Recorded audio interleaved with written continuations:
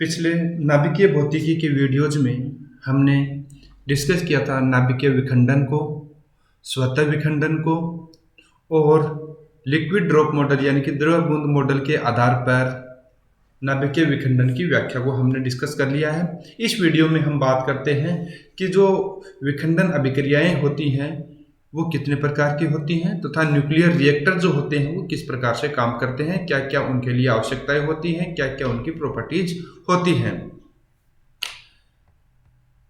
देखिए, नाभिकीय विखंडन जब हमने डिस्कस किया था तो उसमें मैंने ये बताया था कि 92 यूरेनियम 235, जैसे ये 92 यूरेनियम 235 का सपोज एक नाभिक है, तो यदि उस पर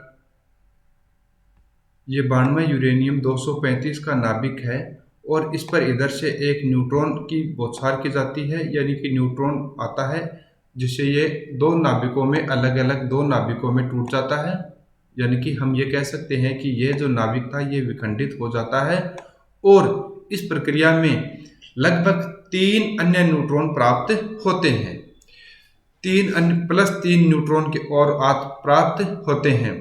तो उन तीनों न्यूट्रॉनों में से केवल एक ही न्यूट्रॉन को आगे जाने दिया जाए, 2 न्यूट्रॉनों को अवशोषित कर लिया जाए, तो यह प्रक्रिया क्या कहलाती है? नियंत्रित अभिक्रिया कहलाती है। यानी कि हमने जो पढ़ा था नाभिकीय विखंडन, उस नाभिकीय विखंडन को हमने नियंत्रित अभिक्रिया में बदला है, तो यह प्रक्रिया कहलाती है नियंत्रित श्रृंखला अभिक्रिया।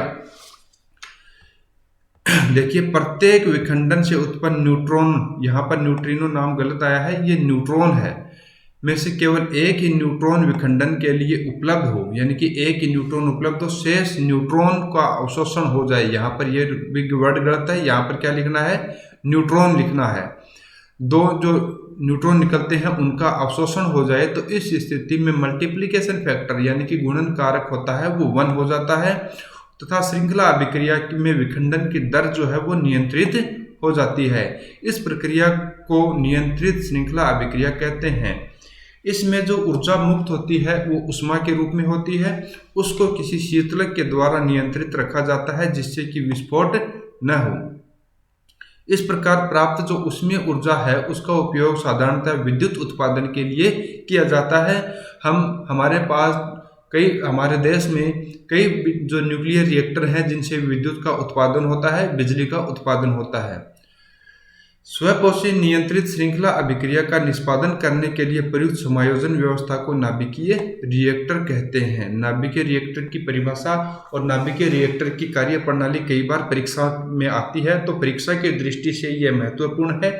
और क्या है? स्वपोषी नियंत्रित यानी कि अपने आप ही नियंत्रित होती है। हमने इसमें वो जो रोड होती हैं, कंट्रोल रोड होती हैं, एक मॉडरेटर होते हैं, वो यूज किए जाते हैं जिनके द्वारा जो श्रृंखला अभिक्रिया है वो नियंत्रित होती है। तो इस प्रकार की जो व्यवस्था है उसको नाभिकीय रिएक्टर कहते हैं।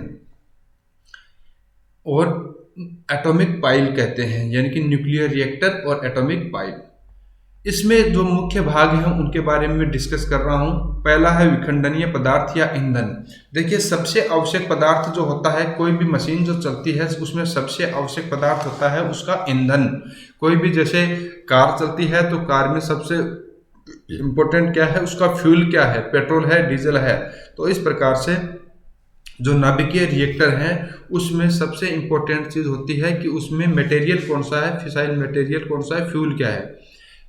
तो रिएक्टर ईंधन के रूप में विखंडनीय पदार्थ जैसे यूरेनियम 235 लिया जाता है और इनको छड़ों के रूप में काम में लिया जाता है। यूरेनियम 235 को छड़ों के रूप में एल्यूमिनियम के पात्र में बंद ग्रेफाइट या भारी पानी, ठीक है, यूरेनियम 235 को छड़ों के रूप में लिया जाता है, एल्यूमिनियम के पात्र में लिया जाता है, बंद ग्रेफाइट या भारी पानी के बीच कुछ दूरी पर रखा जाता है। यानी कि एल्यूमिनियम का पात्र है जिसमें ग्रेफाइट अथवा पानी के बीच में कुछ दूरी पर रखा जाता है। देखिए, भारी पानी हैवी वाटर न्यूक्लियर रिएक्टर कहलाते हैं, तो इनमें कुछ दूरी पर रखा जाता है ताकि विखंडन से जो उत्पन्न न्यूट्रॉन हैं, मैंने कहा था कि लगभग 3 न्यूट्रॉन निकलते हैं। कितने न्यूट्रॉन निकलते हैं?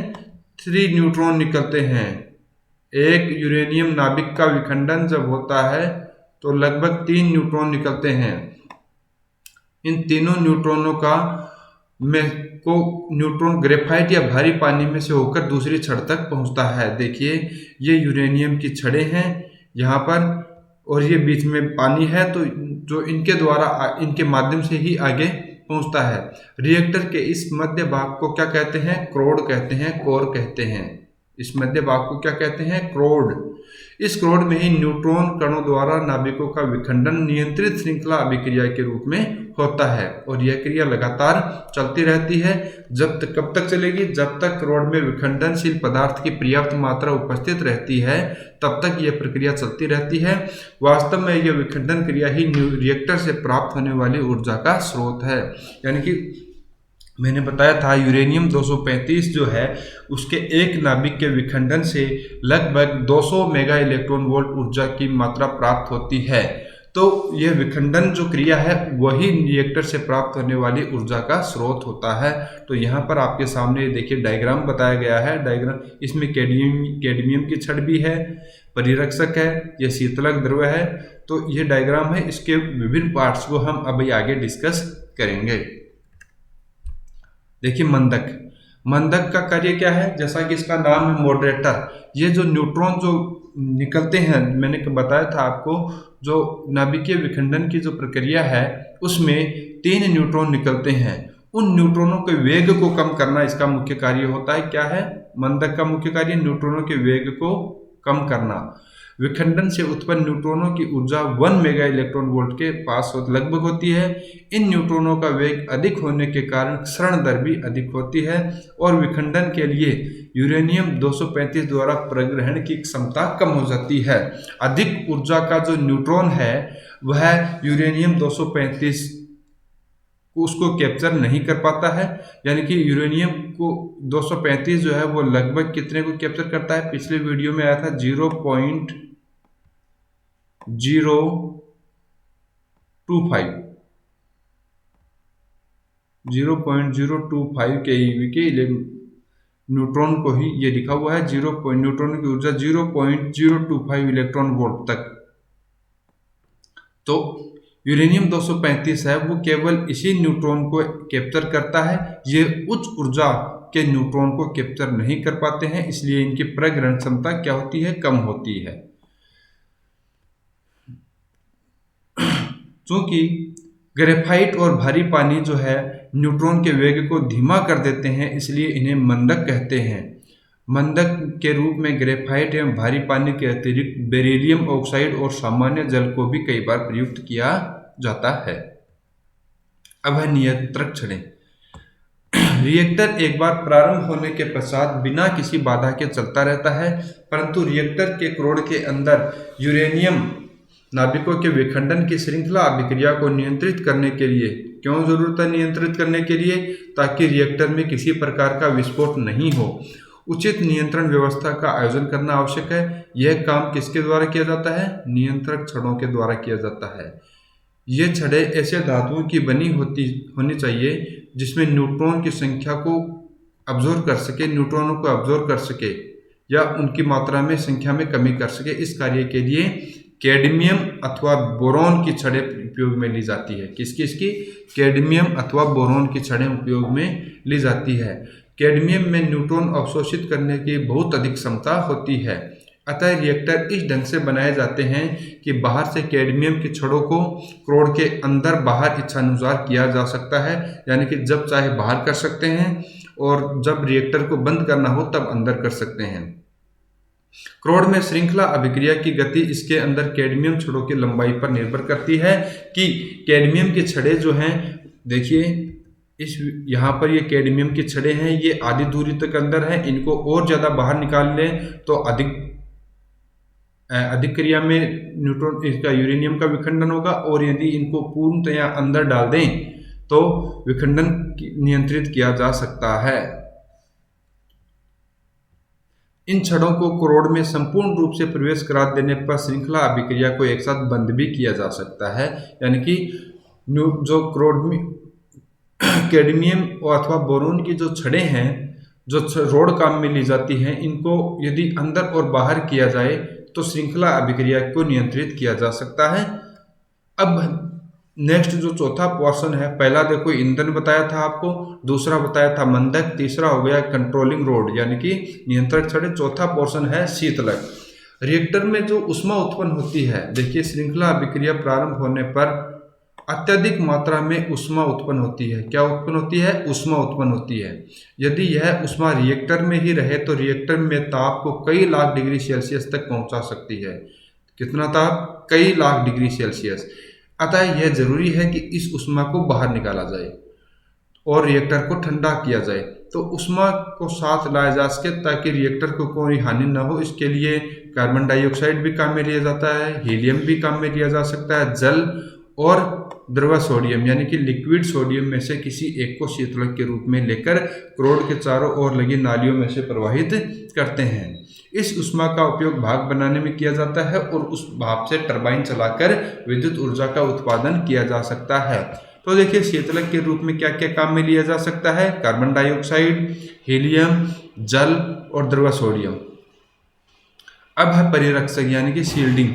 रिएक्टर में से कई प्रकार की हानिकारक रेडियो एक्टिव किरणें निकलती हैं। मैंने बताया था जब नाभिक उत्तेजित अवस्था में होता है तो उससे गामा भी निकलती है, रेडियो एक्टिव है, अल्फा भी निकल सकता है, बीटा भी निकल सकती हैं। तो ये जो किरणें हैं ये मनुष्य के लिए तथा अन्य जीवों के लिए घातक होती हैं। इन किरणों से बचने के लिए रिएक्टर के चारों ओर कंक्रीट की मोटी मोटी दीवारें बना दी जाती है। किसकी दीवार बनाई जाती है? कंक्रीट की दीवारें मोटी मोटी बनाई जाती हैं ताकि किरणें बाहर नहीं निकल सकें, यानी कि किरणें जो है वो उसके अंदर ही अब्जॉर्ब हो जाए। परिरक्षक घेरा काफ़ी मजबूत एवं मोटी दीवार का होने के कारण छोटे आकार के रिएक्टर भी काफ़ी बड़े लगते हैं। रिएक्टर का जो स्वरूप था, सरल चित्र था, वो हमने डिस्कस कर लिया है। अब इसकी कार्यविधि देखिए।